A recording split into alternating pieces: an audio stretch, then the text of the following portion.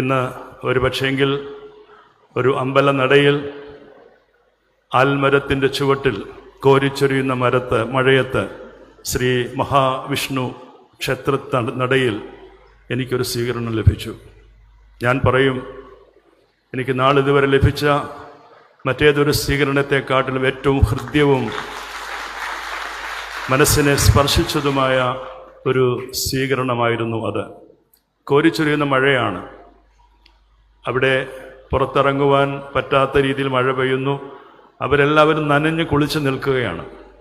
ഞാൻ ഒന്ന് ചിന്തിച്ചു, അവിടെയുള്ള കുഞ്ഞു കുട്ടികളടക്കം ഹൈന്ദവരായ സഹോദരങ്ങൾ നെറ്റിയിൽ കുറിയുമൊക്കെ തൊട്ട് വളരെ സ്നേഹത്തോടും വളരെ ആകാംക്ഷയോടും കൂടിയാണ് എന്നെ നോക്കി കാണുന്നത്. അവർ നനഞ്ഞ് കുതിർന്ന് നിൽക്കുകയാണ്. അപ്പോൾ എനിക്ക് തോന്നി, ഞാൻ ഈ വണ്ടിക്കകത്ത് നനയാതിരിക്കുന്ന എന്തർത്ഥമാണുള്ളത്? ഞാനും അവരിൽ ഒരുവനായി അവരിലേക്ക് ഇറങ്ങിച്ചെന്നു. അപ്പോഴാണ് ഞാൻ അവരുടെ ഹൃദയം തുറന്നുള്ള സന്തോഷം കണ്ടത്. അവിടെയാണ് ദൈവരാജ്യം. അതാണ് ദൈവരാജ്യം.